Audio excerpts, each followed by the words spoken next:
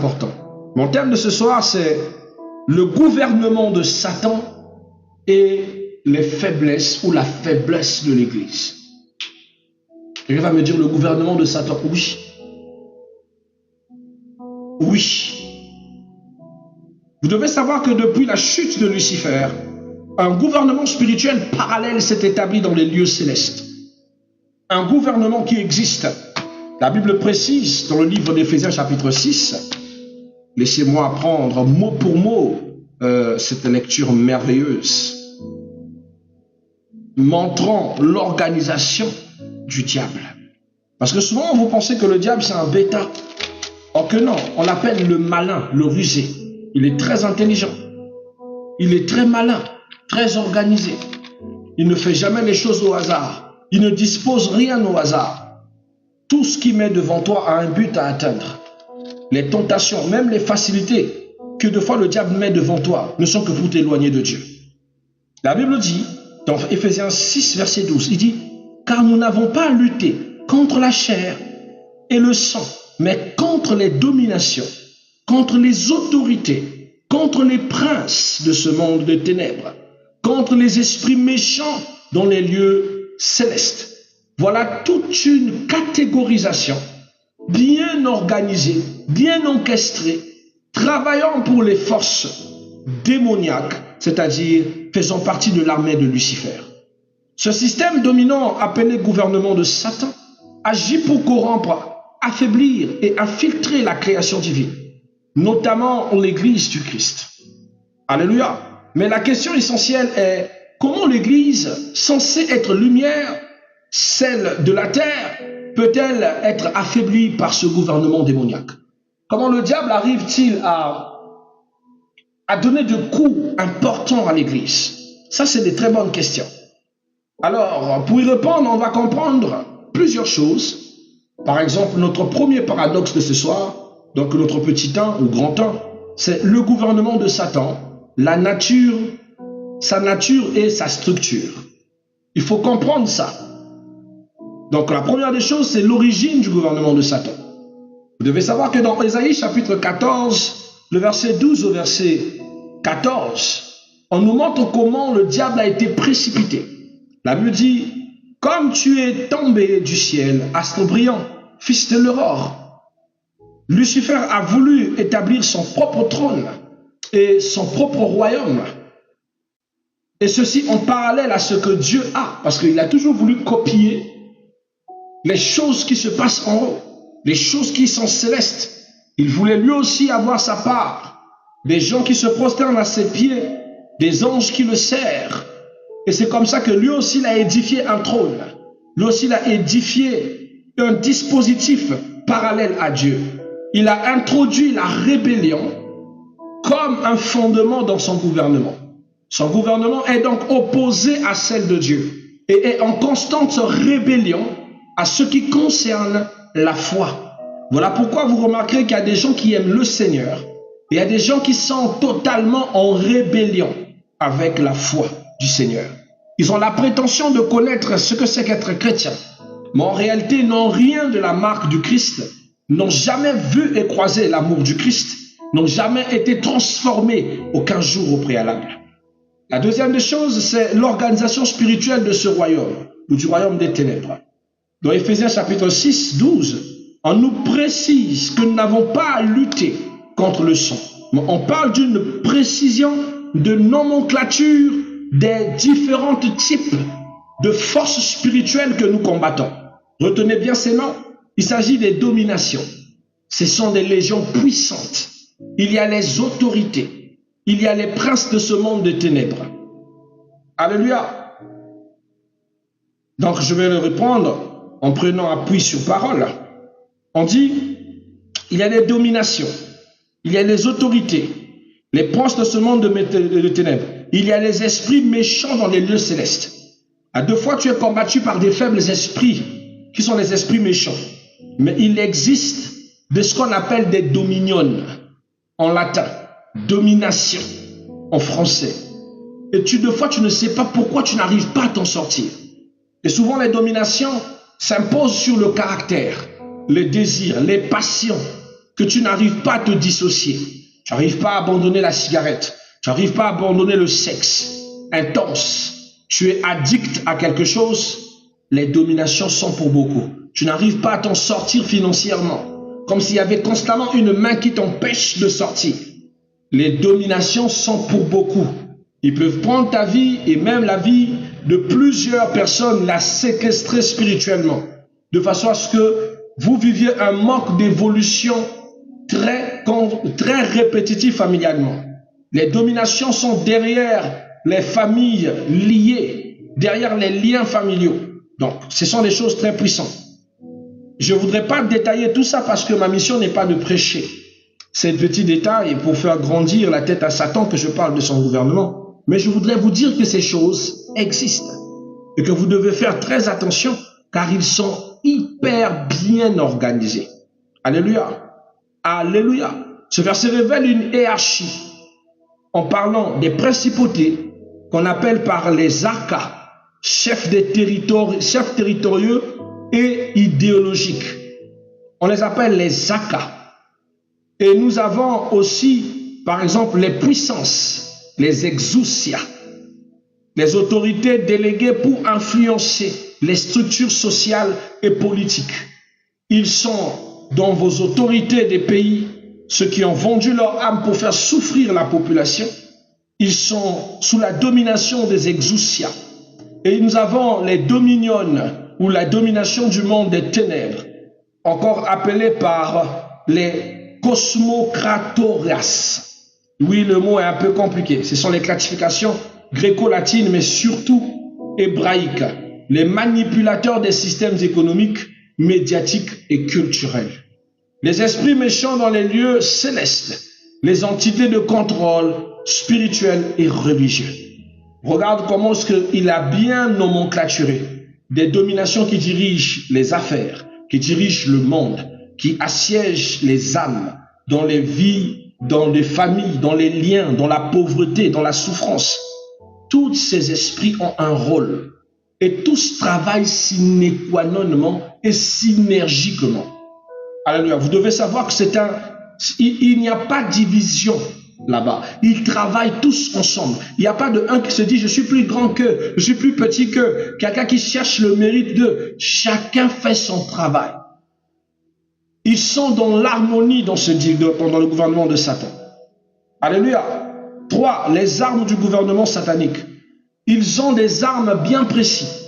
Ils utilisent des armes puissantes qui sont palpables à nos yeux, visibles, mais dans souvent notre propre ignorance, on ne sait pas voir que ça c'est une arme de Satan. La première des armes très connue de tous, il s'agit de la séduction. Comme nous parle 2 Corinthiens chapitre 11 verset 14, ou encore le livre de 1 Timothée chapitre 4, nous rappelons que des séducteurs viendront. Satan se déguise en ange de lumière. Il prend l'apparence d'un ange de lumière. J'aime ce passage, il nous rappelle qu'il n'est pas un ange de lumière. Il ne fait pas partie des anges de lumière, mais il se déguise. Quand on présentait l'image de Satan dans le livre d'Ésaïe chapitre 14, on nous montre cet ange, ce chérubin qui était obligé de porter des cols, des pierres précieuses pour scintiller.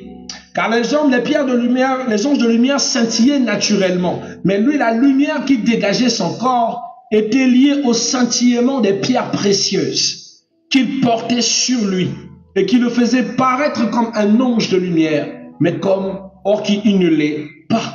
Il ne l'est pas.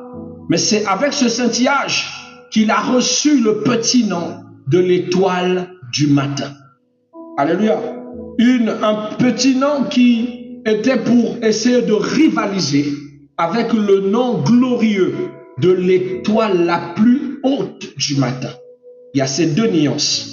Il y a un ange que vous connaissez qu'on appelle par la Ménadiel, c'est-à-dire la mène de Dieu. Lui, on l'appelle l'étoile la plus haute du matin et il fait partie des anges de lumière. Et nous avons le faux ange de lumière qui se déguise, qu'on appelle par l'étoile brillante du matin. Et c'est la définition qu'on donne à Lucifer, ou encore en anglais, Morning Stars.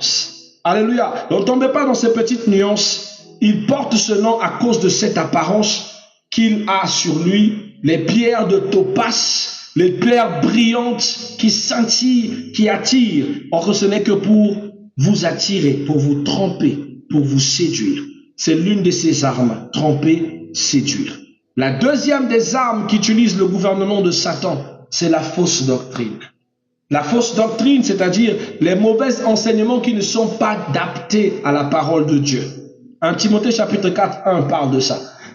Aujourd'hui, beaucoup de personnes aiment la mauvaise doctrine et refusent la vraie doctrine, car la vraie doctrine impose la sainteté, la sanctification, tandis que la mauvaise doctrine pousse à la laïcité. Il passe par l'hypergrâce pour fragiliser beaucoup de choses. Et beaucoup de personnes, à cause de ce message, pensent qu'ils sont en droit de faire tout ce qu'ils veulent.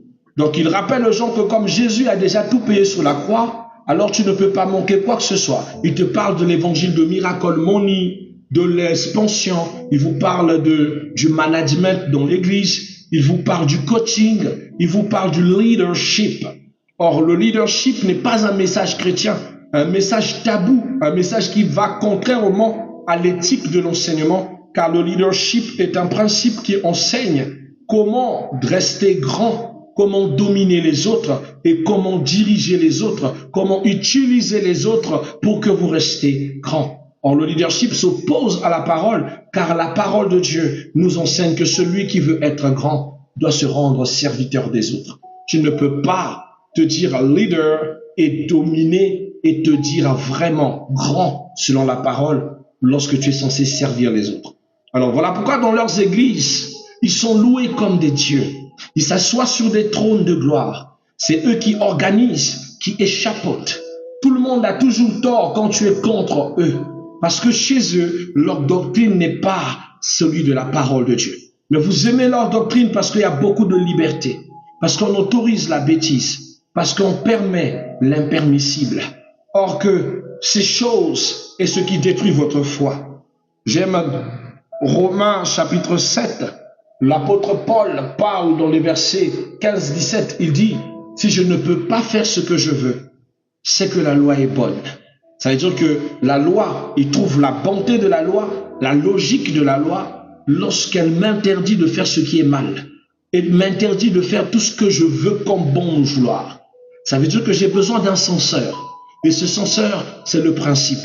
Et si le principe n'existe pas, alors c'est que c'est mauvais. Mais si le principe m'arrête, lorsque je veux obstruer à la liberté des autres, alors la loi est bonne. C'est une manière de dire, bien aimé, qu'un monde sans loi, c'est un monde de folie. C'est un monde où tout le monde va se faire littéralement du mal. Mon deuxième grand point, donc le grand 2, c'est la faiblesse de l'Église. Cause et manifestation. Quelle est la faiblesse de l'Église face au gouvernement de Satan? Nous avons la perte de discernement spirituel.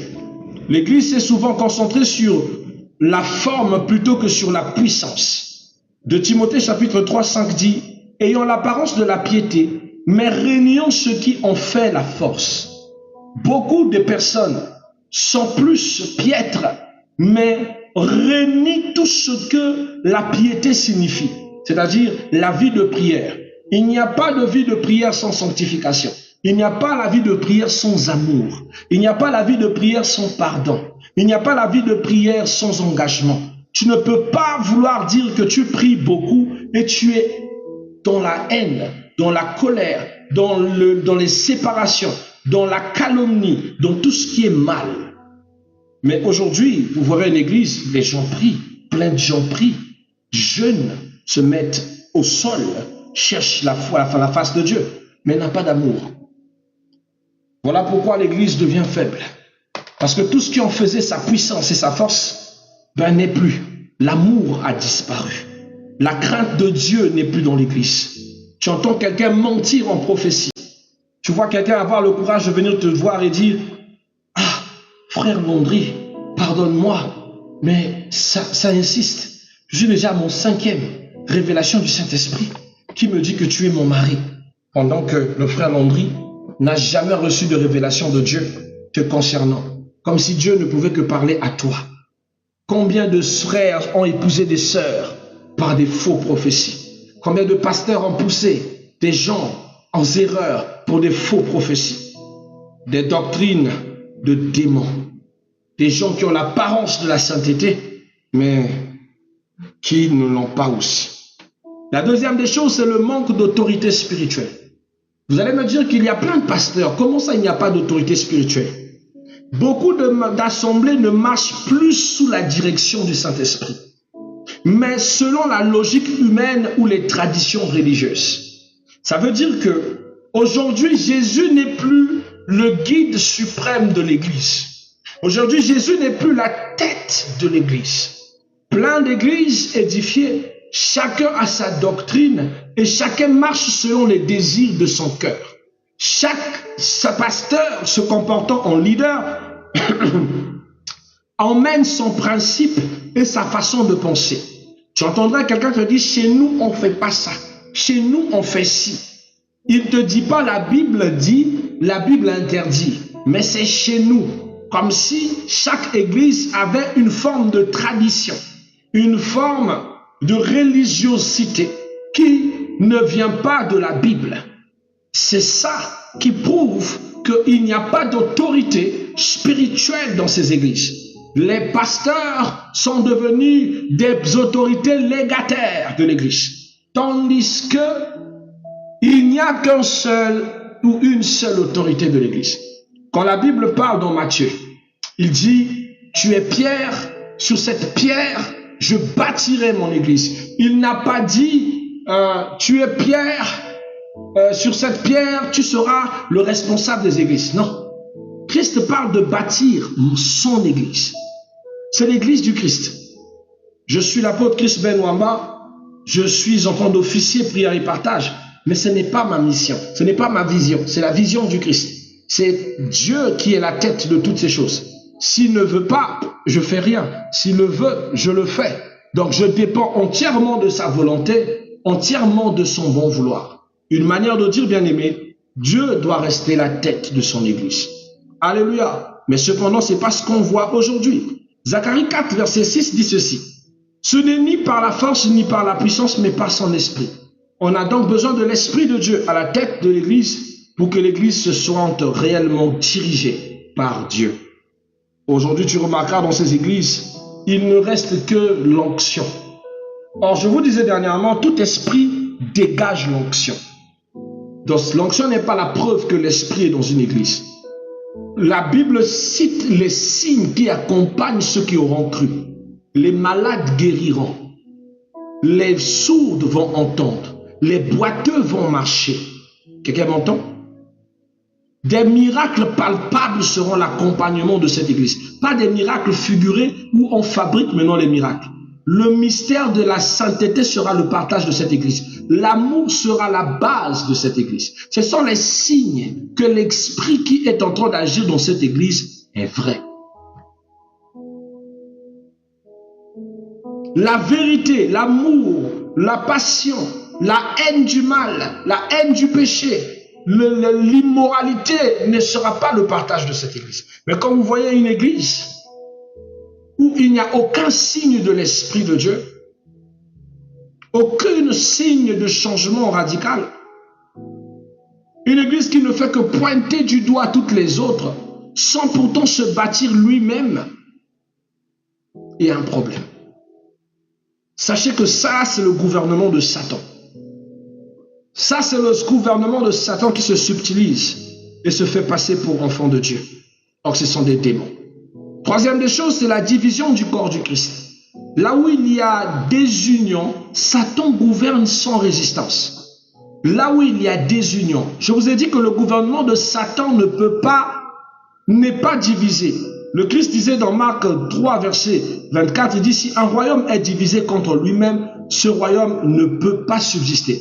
Jésus disait ça lorsque les gens lui ont dit qu'il agissait par Belzébuth. Il dit non, je n'agis pas par Belzébuth parce que un gouvernement ou encore un royaume divisé contre lui-même, ce royaume ne peut pas subsister. C'est une manière pour dire que je ne peux pas venir de lui puisque je brise son royaume. Et que ce royaume-là n'est pas divisé.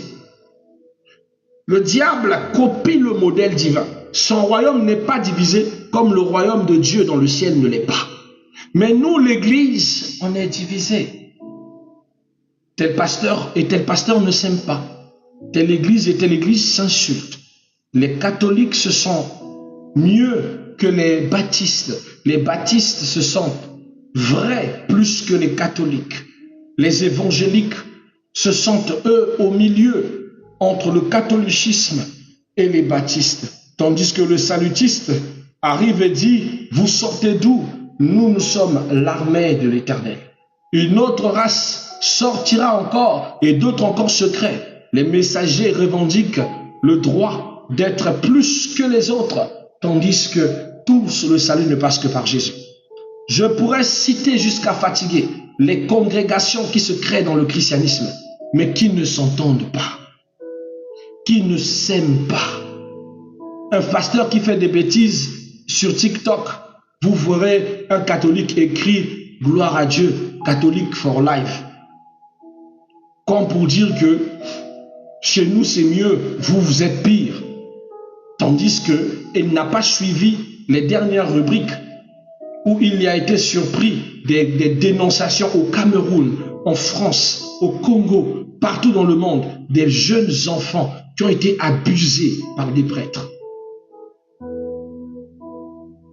J'ai envie de te dire que le mal n'a pas de religion.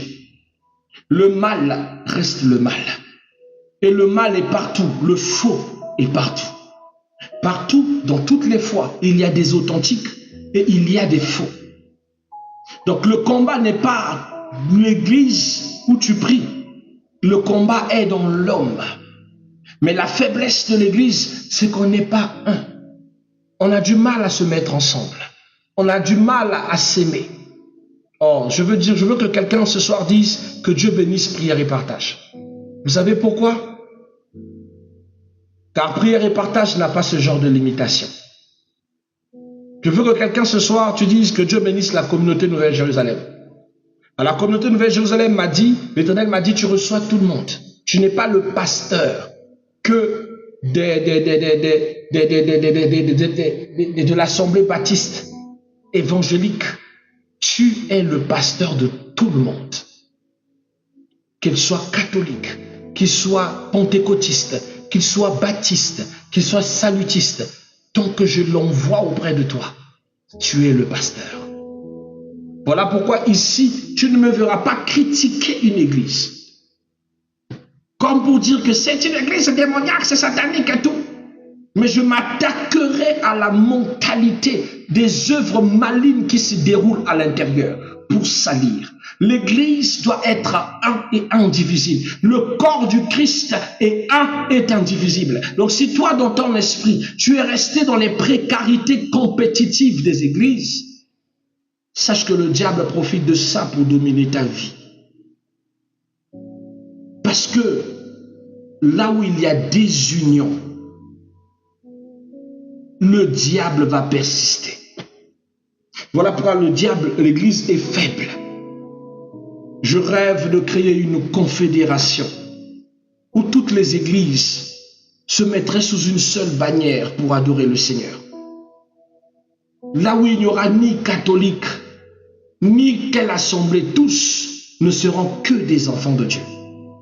J'ai envie de voir une union qui est plus grande que l'œcuménisme, où on voit tout le monde, tous les chrétiens qui croient en Jésus-Christ comme Seigneur et Sauveur sur une seule bannière, s'agenouiller et rendre gloire à Dieu. Bien aimé, ce jour-là, le vrai Saint-Esprit descendra. Mais tellement qu'on a trop d'ego, tellement de haine, chacun cherche sa part, chacun cherche à s'élever, chacun cherche à s'imposer, chacun cherche sa supériorité. Voilà pourquoi l'Église est malmenée par Satan et que Satan est en train de battre vers Dieu. Il y a la création de la COFED ici au Congo.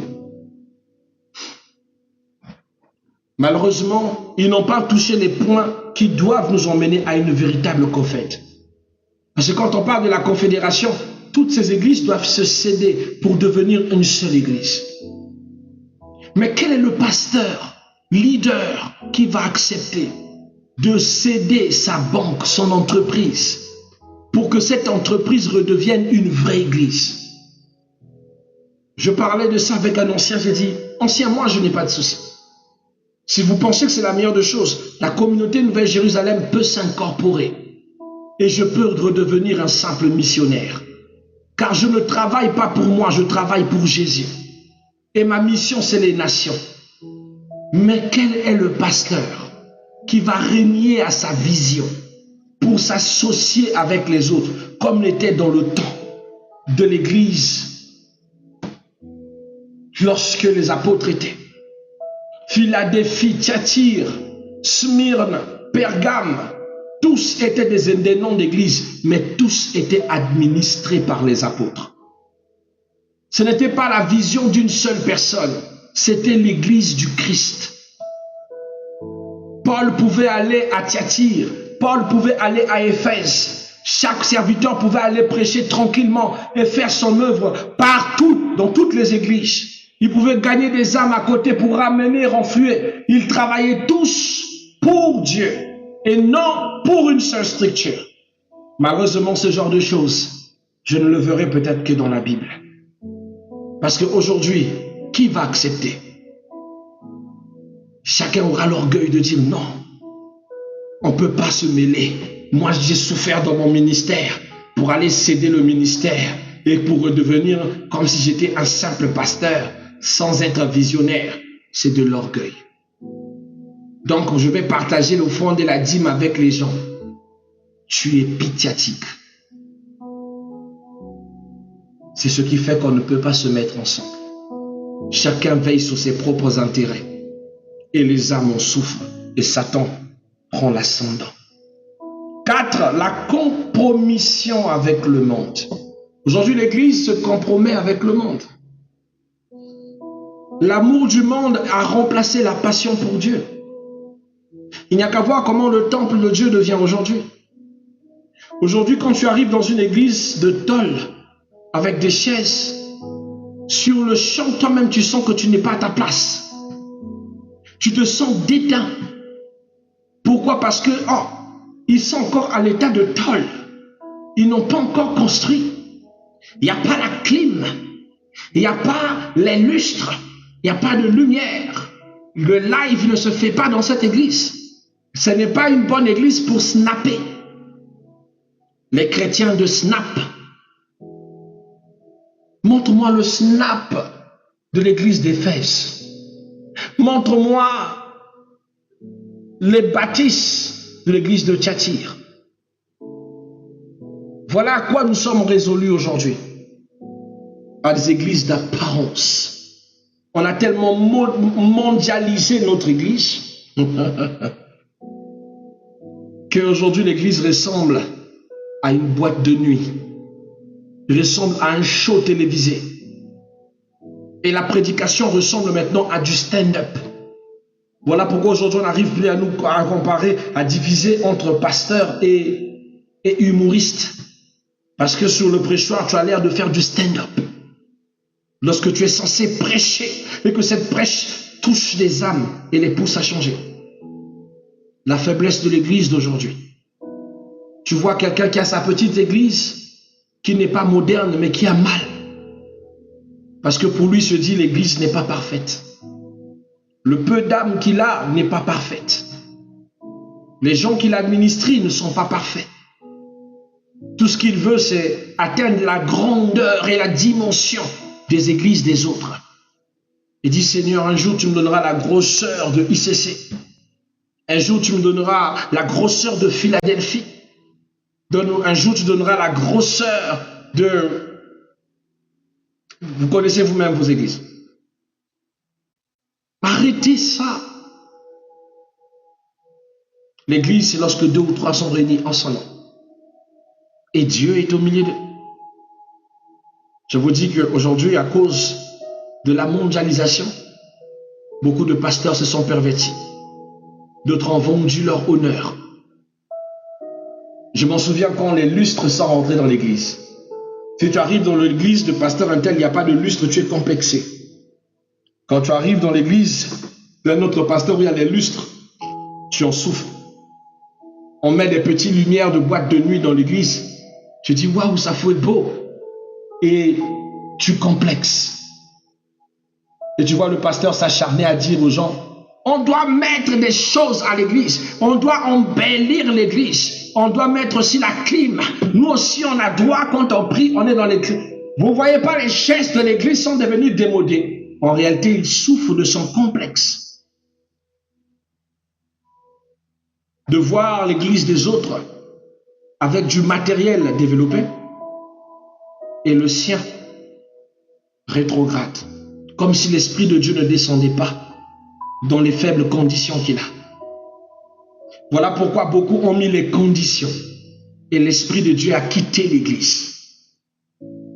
Parce qu'ils ont préféré les conditions à l'amour et au pardon. C'est malheureux, hein, mes bien-aimés. C'est très, très malheureux. Jacques 4, verset 4 dit « Quiconque veut être ami du monde seront ennemis de Dieu. » Voilà pourquoi dans ces églises, vous ne verrez pas Dieu.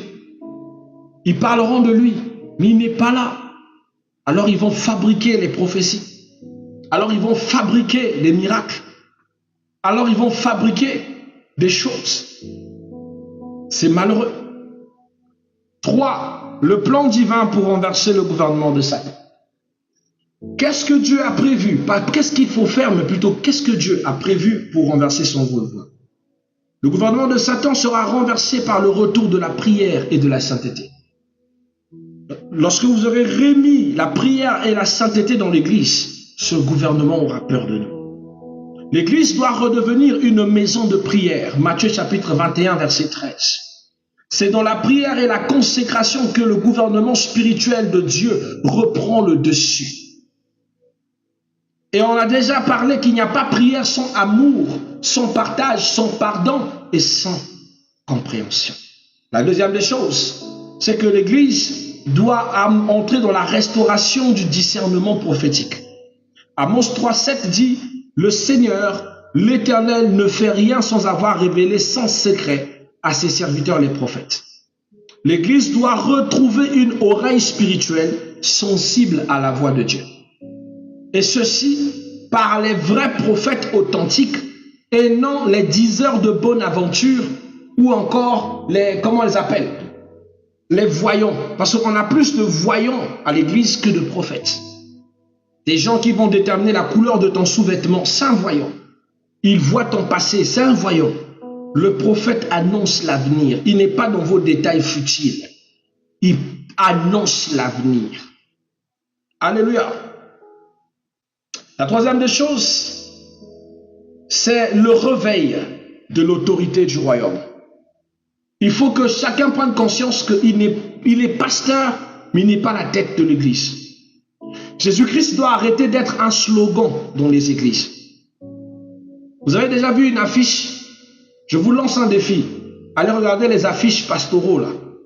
Grosse photo du pasteur. Un petit contraste sur le thème qu'il va prêcher. Une grande marche de la bonne passante de l'événement. L'église mis en petit caractère quelque part. Le nom de Jésus-Christ est en minuscule, carrément disparaître. Jésus n'est même pas mis en valeur dans son propre église. Pendant qu'un vilain pasteur, vilain avec sa grosse tête, est mis en grand plan. Et Jésus lui-même, le propriétaire, n'est qu'un slogan. Tu arrives devant son église, on met sa photo comme ça. Il est assis sur le trône, il a fait le charisme. Et tu vois quelqu'un quand tu rentres, c'est mon père, c'est mon père. It's your father. Moi, mon père, il est dans les cieux. Je ne connais qu'un seul père. Il s'appelle Yeshua HaMashiach. Jésus-Christ le juste. Donc toi, est pour toi le papa que tu veux là, celui-là qui deux fois il se masturbe, il fait des conneries, ça c'est ton problème. Moi c'est Jésus. C'est malheureux, je vous assure. Que Jésus reprenne sa place. Que Jésus reprenne sa place. Matthieu 16, verset 18 à 19, il dit, je te donnerai les chefs et les clés du royaume des cieux. Les clés symbolisent la domination spirituelle que l'Église a perdue. Lorsque Jésus retrouvera sa place, alors les clés du royaume seront redonnées à l'Église. Redonnez à Jésus sa place dans vos vies. Redonnez à Jésus ses fonctions dans vos vies. Arrêtez d'idolâtrer des hommes de Dieu. Arrêtez ça. C'est ça qui vous a rendu faible spirituellement. Tu as mal aux pieds. Que l'heure du live arrive, je vais appeler Pasteur Chris, il va prier pour ça. Donc toi, tu ne peux pas prier. Si au moins tu as prié, ça n'a pas marché, appelle-moi. Mais si tu m'as attendu au live pour que je prie pour toi, encore ces temps-ci, ici à Texaco, il y a des courants Ritsatsa. Tu vas lire l'heure. Tu vas lire l'heure. Continue. Ne m'idolâtre pas. Ici, je te forme pour que tu deviennes grand. Pour que tu te mûrisses. Pour que tu comprennes que Jésus peut aussi agir dans ta bouche. Que tu puisses t'attacher juste là. Après, quand quelqu'un te ment sur le pasteur en question, toi tu vas dire, oh mais moi je le connais, on a fréquenté à l'école, non? Oh mais demande-lui, il était à Chaminade, non? Mais à Chaminade, oh, c'est un maille-foudre. Ce pasteur-là, mais il a couché avec plein de filles, trop de filles à Chaminade. Il te parle même des histoires de Chaminade. Oui, j'ai été à Chaminade. Oui, j'ai été maille-foudre. Je n'ai pas le droit d'avoir une jeunesse. Alors on te parle de ma jeunesse, ton cœur a explosé. Ya! Alors tu commences à douter. Ah Dieu, les églises en question ne sont plus authentiques. Les pasteurs en question. Donc pour toi, tu penses que Dieu m'a prise dans la sainteté, quoi. Dieu m'a pris, j'étais un bandit. Dieu m'a ramassé, moi j'étais à l'armée rouge. Aujourd'hui on les tue par la BGSP. Dieu m'a prise. J'étais une prostituée. Dieu m'a prise. J'étais le plus gros salopard. Dieu m'a pris quelque part. J'étais pas quelqu'un de bien. Donc, si quelqu'un va utiliser mon passé pour te dissuader de prier, moi je ne suis plus dans ce passé. J'ai changé. Comme toi aussi tu as changé. Tu n'es plus la même personne. Amen. Donc le diable va utiliser des petites données comme ça, toi ta foi. Parce que tu as mis ta foi sur moi, tu vas lire l'heure. Mais si tu as mis ta foi sur Jésus, tu diras non, moi je crois en ce Jésus qu'il sert. Sa personne à lui ne m'intéresse pas. Mais je crois en son Jésus. Voilà pourquoi, tant que son Jésus est sur lui, moi, je croirai en son ministère. C'est comme ça que tu seras béni. Remettons Jésus à sa place. Remettons Jésus à sa place. L'Église doit apprendre l'unité. Si l'Église ne revient pas à l'unité, le gouvernement de Satan ne sera pas vaincu. Jean 17, 21 dit, afin que tous soient un. L'unité libère une puissance invincible contre le royaume des ténèbres. On n'arrive pas à se mettre un. C'est compliqué. Je vais vous faire rire avant qu'on se sépare. Moi, je suis dans une famille de catholiques. Alors, on avait souvent tendance à faire des petites séances de prière en famille. Moi, avec mes frères de l'Assemblée, plus mes mamans et mes cousines qui sont catholiques. Alors, souvent, quand il y a des séances de délivrance, c'est chaud. Tout le monde prie. Au nom de Jésus, nous chassons par le nom de Jésus. Et tu as toujours une maman entre nous, qui est maman catholique, qui va se mettre à crier une des chansons de la Vierge Marie.